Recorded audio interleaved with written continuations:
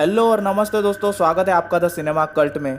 तो पोल पर मिली वोटिंग और ढेर सारे कल्ट मेंबर्स की डिमांड पर मैं लेकर आया हूँ कोल्ड प्ले का सेकंड पार्ट।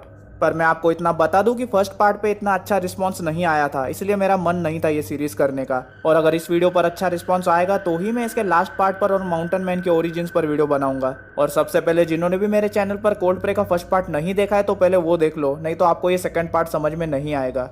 तो कोल्ड प्ले 2 2008 में रिलीज हुई थी और ये एक स्लैशर थ्रिलर जॉनर की मूवी है। और इस मूवी को डायरेक्ट किया है मैट स्टेनबर्ग ने। IMDb पे इसे मिले 6.2 आउट ऑफ 10 स्टार्स। और पिछले बार की तरह अंडररेटेड होने के कारण सड़े हुए टमाटर पे लोगों ने इसे रेटिंग नहीं दी है और इसका ऑडियंस स्कोर है 54%। तो बिना देरी किए रोल द इंट्रो।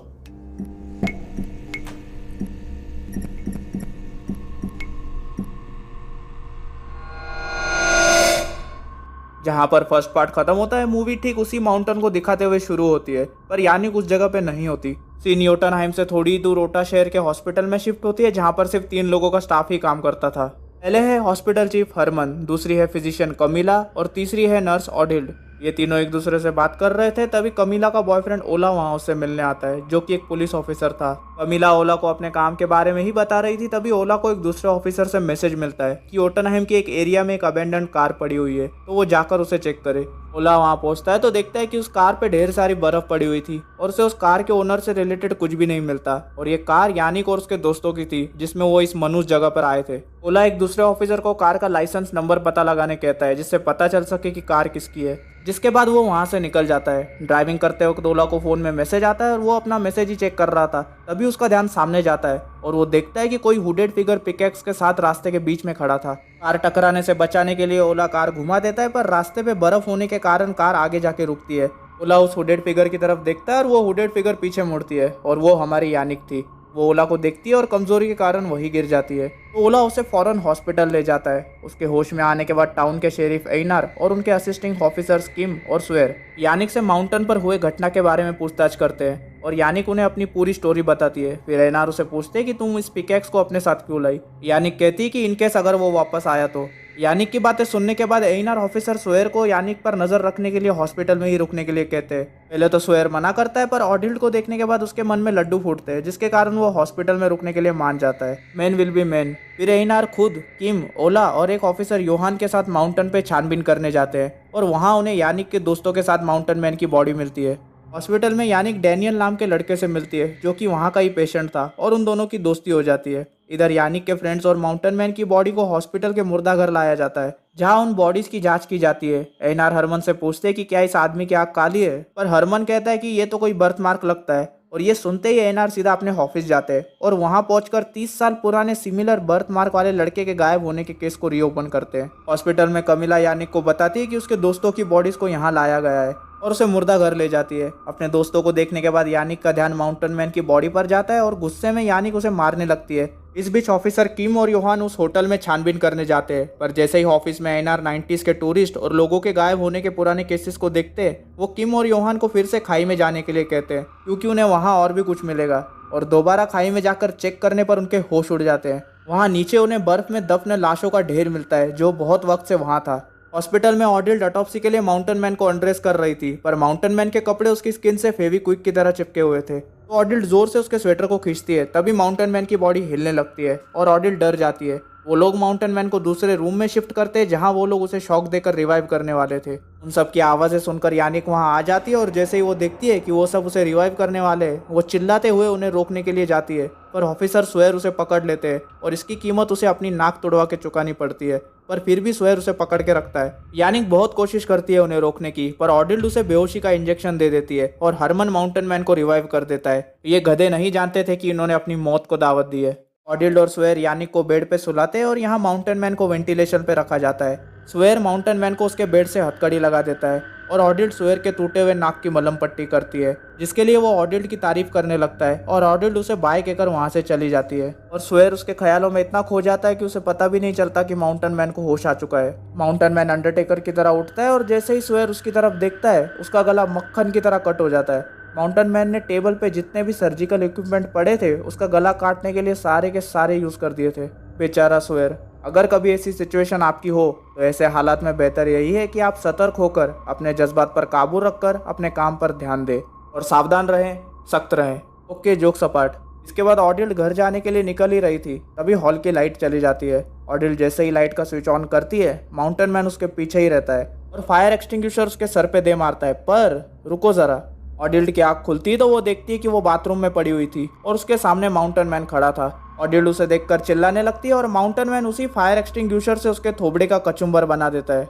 ऑडिल्ड को मारने के बाद माउंटेन मैन सारे हॉस्पिटल की इलेक्ट्रिसिटी कट कर देता है, जिसके कारण कमीला पेशेंट्स को चेक करने जाती है और हरमन इमरजेंसी जनरेटर शुरू करने। यहाँ यानिक को डरावना सपना आता है कि माउंटेन मैन ने उसे मार दिया। तभी उसकी आंख खुलती है और वो देखती है कि उसके हाथ पैर रस्सियों से बांध रखे थे। दूसरी तरफ कमीला को बाथरूम में ऑडिल्ड की लाश मिलती है और वो डर के मारे वहां से भाग जाती है। हरमन यहाँ जनरेटर शुरू ही करने वाला था और तभी उसके पीछे माउंटेन मैन आ जाता है। हरमन भागने की कोशिश करता है पर माउंटेन मैन मिकाल की तरह उसकी भी गर्दन पीछे से पकड़ के तोड़ देता है। कमीला मेन एंट्रेंस के काउंटर से ओला को फोन लगाने की कोशिश करती है, तभी माउंटेन मैन वहां आ जाता है और कमीला टाइम पे उसी काउंटर के नीचे छुप जाती है। माउंटेन मैन काउंटर के पास आता है पर वो वहां पड़े गार्डन टूल्स में से पिकैक्स उठाकर वहां से चला जाता है। सीन एक कैफे की तरफ मुड़ती है जहां शेरिफ एनआर किसी आदमी से माउंटेन मैन के पास्ट के बारे में पूछताछ कर रहे थे, जो कि एक फिजिशियन था और उसके फैमिली को पहले से जानता था। वो शेरिफ को बताता है कि वो लड़का नॉर्मल नहीं था। जब वो बस पैदा ही हुआ था तो उसकी सांसें 4 घंटों तक बंद थी और हमने उसे मरा हुआ घोषित कर दिया था। हमने तो उसका डेथ सर्टिफिकेट भी बना दिया था और उसके बाद उसका दिल अचानक से धड़कने लगा और होश में आने के बाद वो एक बार भी नहीं रोया, सिर्फ शांत था, किसी चूहे की तरह। सीन हॉस्पिटल में शिफ्ट होती है जहां यानिक खुद को रस्सियों से छुड़ाने की कोशिश करती है पर नहीं छुड़ा पाती। तभी लकीली वहां डैनियल आ जाता है और यानिक उसे क्लोजेट में पड़े सीजर से रस्सियां काटने को कहती है। वो दोनों रूम से बाहर ही निकलते हैं तभी माउंटेन मैन वहां अचानक से आ टपकता है पर यानिक टाइम पे छुप जाती है और उसके जाने के बाद वो डैनियल को एक क्लोजेट में छुपाकर वहीं रुकने के लिए कहती है। फिर वो माउंटेन मैन को मारने के लिए एक इंजेक्शन में जहरीला केमिकल भरती है और वहीं छुप जाती है। तभी कमीला उस रूम में एंटर करती है और यानिक उसे माउंटेन मैन समझकर उसके गले में इंजेक्शन घुसा देती है। पर अच्छा होता है कि केमिकल इंजेक्ट करने से पहले वो देख लेती है कि वो कमीला थी और उसके गले से इंजेक्शन निकाल देती है। फिर वो दोनों साथ में उस रूम से निकलते हैं पर कमीला कहती है कि उसे हरमन को ढूंढने जाना है और यानिक डैनियल को लेने जाती है। कमीला बेसमेंट में पहुंचती है पर तभी उसे माउंटेन मैन के कदमों की आवाज सुनाई देती है तो वो पास ही में मुर्दा घर में छुप जाती है। माउंटेन मैन अंदर आता है और वो वहां रखी अपनी स्नो गॉगल्स और टोपी पहनने लगता है और कमीला ने तो कुछ अलग ही जगह इजाद की थी छुपने के लिए। वो एक स्ट्रेचर के नीचे बने रॉड को पकड़ के लटकी हुई थी। वाह दीदी, यहाँ अपना माउंटेन मैन ये डिसाइड नहीं कर पा रहा था कि वो अपनी पुरानी वाली पिकेक्स ले या नई वाली। तभी कमीला के हाथ में दर्द होने के कारण उसके हाथ छूट जाते हैं और वो नीचे गिर जाती है। सच कहूँ तो इतनी हॉरर मूवीज देखी है कि जहाँ किलर हॉस्पिटल में भी खून करता है पर किसी भी विक्टिम को ऐसी जगह छुपते नहीं देखा। फिर कमीला वहां से भागने लगती है पर माउंटेन मैन उसे देख लेता है। वो कमीला को मारने ही वाला था तभी एन वक्त पर यानिक वहां एक ट्रॉली टेबल के साथ दौड़ते हुए आती है और उस ट्रॉली टेबल से माउंटेन मैन को ठोक देती है, जिससे माउंटेन मैन नीचे गिर जाता है और वो दोनों बाहर निकलकर उसे अंदर लॉक कर देते हैं। तभी डैनियल वहां आ जाता है और वो तीनों हॉस्पिटल से बाहर निकल जाते हैं और बाहर उन्हें शेरिफ एनआर मिलते हैं, जो वहां किम, ओला और योहान के साथ आए थे। यानिक एनआर को बताती कि उन्होंने उसे बेसमेंट में लॉक किया है और यानिक पुलिस व्हीकल से शॉटगन लेने लगती है, जिसके कारण एनआर उसे योहान के साथ बाहर गाड़ी में रुकने का ऑर्डर देते हैं और खुद किम और ओला के साथ हॉस्पिटल के अंदर जाते हैं। वहां वो देखते हैं कि माउंटेन मैन बेसमेंट से भाग चुका था। एनआर कहता है कि हम बाहर जाएंगे और बैकअप के आने तक वेट करेंगे। तभी उनका ध्यान सोयर की बॉडी पे जाता है, जिसे देखकर किम उसके बॉडी के पास जाता है पर यह माउंटेन मैन की चाल थी। उसने वहां एक तार सेटअप कर रखी थी जिससे वो किम को फंसा के एक रूम में खींचकर मार डालता है। एनआर जैसे ही उस रूम में जाता है, माउंटेन मैन दूसरे साइड से भागते हुए ओला के सीने में पिकेक्स घुसा देता है और उसके बाद वो एनआर को भी मार देता है। पर ओला अब भी जिंदा था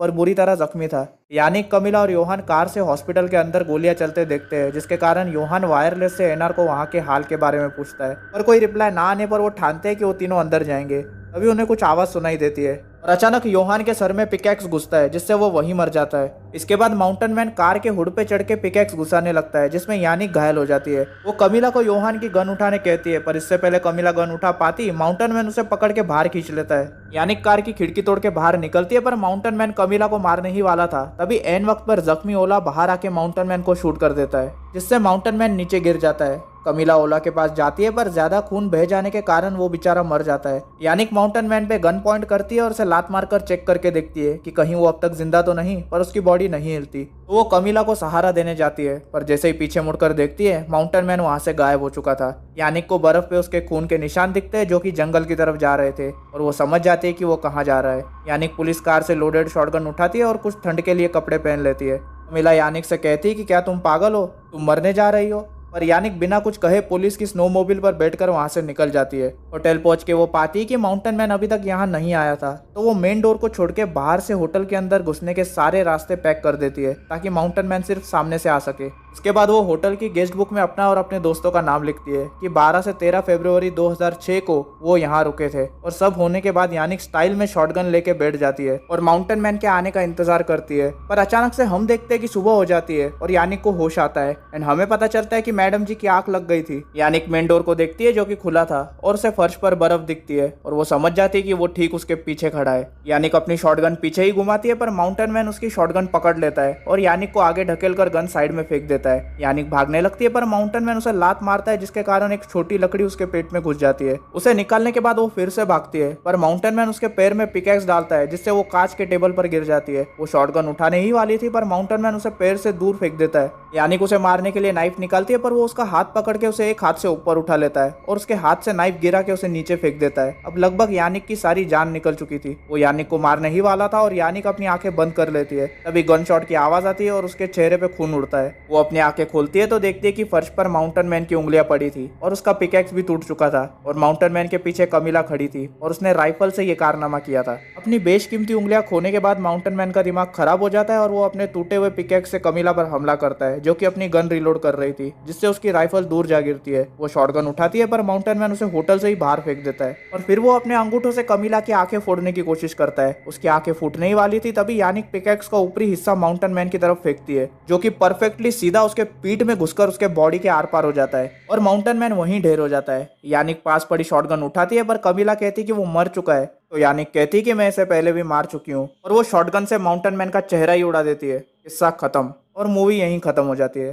साला माउंटेन मैन भी अपने आने वाले 7 जन्मों तक याद रखेगा कि किस लड़की से पाला पड़ा था। और सच कहूँ तो इस मूवी के एंड में यानिक को देखकर मुझे थोड़ी थोड़ी रेसिडेंट इविल के एलिस की याद आई थी। खैर अब बात करते हैं मूवी से जुड़ी कुछ डिटेल्स के बारे में। मूवी में जो ओटा शहर के सीन्स दिखाए गए हैं वो सेम नाम के शहर में शूट हुए थे और हॉस्पिटल के सीन्स अशायम के क्लोज नर्सिंग होम में शूट हुए थे जिसे हाल ही में एक अपार्टमेंट में कन्वर्ट कर दिया गया है और वहाँ के पुराने किचन को फिल्म में मुर्दा घर के तौर पे यूज किया गया था। इस मूवी में दिखाए गए हॉस्पिटल के सीन्स हैलोवीन 2 के सीन से इंस्पायर्ड है। इस मूवी का एंडिंग सीन 1978 की स्लैशर क्लासिक हैलोवीन की तरह है जहां माइकल मायर्स लॉरी को मारने ही वाला होता है पर एन वक्त पर डॉक्टर लूमिस वहां आके उसे बचा लेते हैं और इसमें कमिला वक्त पर आकर यानिक को बचाती है जब माउंटेन मैन उसे मारने वाला था। तो इसी के साथ ये था मेरा कोल्ड प्रे 2 मूवी का complete explanation with some details और मुझे उम्मीद है कि आपको ये मूवी जरूर पसंद आई होगी और अगर इस वीडियो पे अच्छा रिस्पॉन्स आएगा तो ही मैं इसके थर्ड और लास्ट पार्ट पे वीडियो बनाऊंगा। और आज आप सबके लिए मेरे पास एक सवाल है, आपको मुझे बताना है कि इस पूरी मूवी में माउंटेन मैन ने टोटल कितने लोगों को मारा है। इसका सही आंसर सबसे पहले आएगा उसको मैं कमेंट सेक्शन में पिन करके रखूंगा।